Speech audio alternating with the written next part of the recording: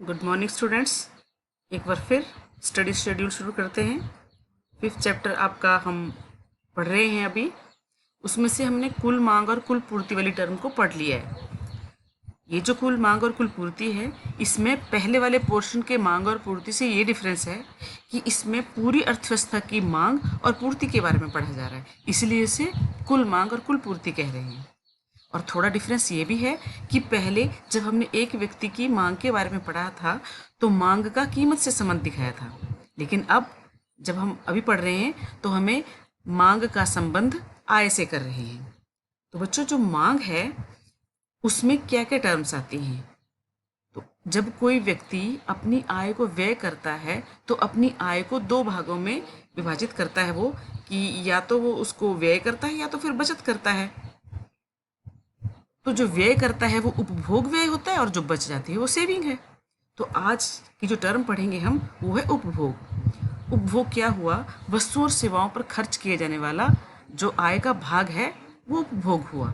यहाँ एग्जाम्पल भी है। मान लो अगर 5,000 करोड़ किसी अर्थव्यवस्था की आय है और उसमें से 4,000 करोड़ रुपए जो है वस्तुओं और सेवाओं पर खरीदने में व्यय होते हैं तो वो उपभोग व्यय कहलाता है। तो बच्चों, हम जानेंगे कि उपभोग व्यय को हम डायग्राम से कैसे दर्शा सकते हैं। ये देखो आप कि ये जो y वाला रेखा है वो आय दिखा रही है, तो ये कंटिन्यूसली बढ़ रही है, बढ़ रही है, बढ़ रही है। लेकिन ये उपभोग, यहाँ पे आय 0 है लेकिन उपभोग एक निश्चित मूल्य पर बना हुआ है और ये इस तरफ बढ़ रहा है। यहाँ दो पोर्शन है, यहाँ माइनस एस लिखा है और प्लस एस लिखा है। इसका मतलब है कि जब उपभोग ज़्यादा होता है, आय कम होती है, तो सेविंग माइनस होती है।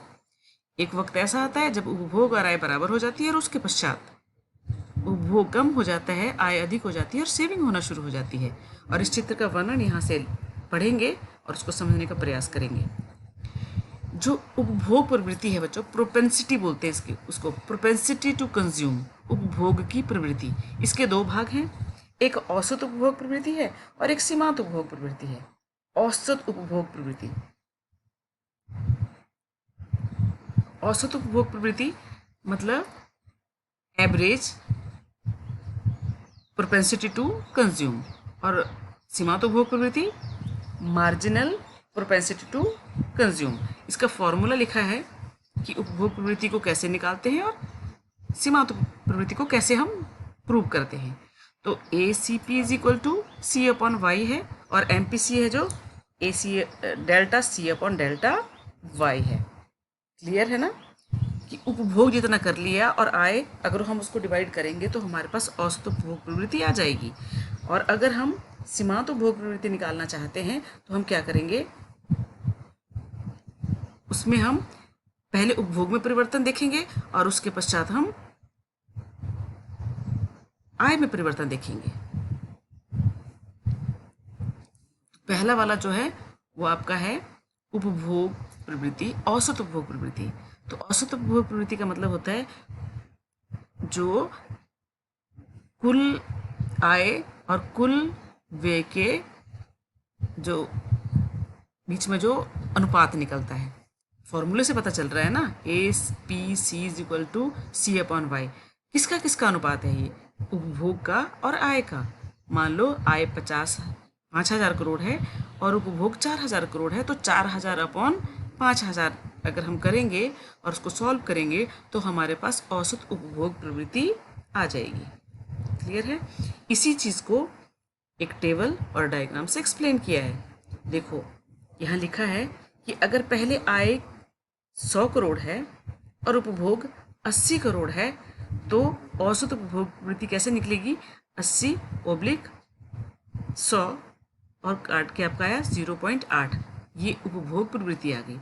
अगर आय बढ़कर 100 से 200 हो जाती है और उपभोग व्यय 80 से बढ़कर 120 हो जाता है, तब भी हम वैल्यूज बदलेंगे, 120/200 और हमारा आंसर आ जाएगा। और इसी चीज़ को डायग्राम से एक्सप्लेन किया है। आपको पता है किस तरफ आपने कौन सी चीज़ें लेनी होती हैं और किस प्रकार आपने उसको एक्सप्लेन करना होता है। तो आय लेनी है ओ एक्स एक्स पर, आय कहाँ है? ये। तो अगर हमने 100 और 200 बांटना है तो हम 100 और 200 में निचले वाले को बांट लेंगे। और उपभोग है 80 से 120, तो 40-40 के गैप में इसको बांट लीजिए और ड्रॉ कर लीजिए। लेकिन इसका कोई ज्योमेट्रिकल कोई मतलब नहीं है, सिर्फ आपको समझाने के लिए है। ये वाला क्वेश्चन जो है बच्चों, जो औसत और सीमांत है उसके बीच का डिफरेंस आ जाता है पेपर्स में, तो आपको इसकी डेफिनेशन पता होगी और एग्जाम्पल पता होगा कि इसको निकालते कैसे हैं। इसका दूसरा पोर्शन जो है वो है आपका सीमांत उपभोग प्रवृत्ति। जैसे पहले कहा कि इसमें क्या देखा जाएगा, उपभोग में परिवर्तन और आय में परिवर्तन। परिवर्तन कैसे, 100 से 200 हो गया तो परिवर्तन कितना आया, 100 का ना, ये परिवर्तन हो गया। 200 से 300 हो गई आय तो परिवर्तन कितना आया, 200। 300 में से 200 माइनस करेंगे 100, ये परिवर्तन है। परिवर्तन को डेल्टा से सिंबलाइज करते हैं और y होती है आय, तो डेल्टा y मीन्स परिवर्तन। इन द सेम वे उपभोग वे में क्या करेंगे, उपभोग में अगर 80 से 120 होता है उपभोग, तो परिवर्तन क्या हुआ, 120 में से 80 घटाएंगे 40, परिवर्तन आ गया।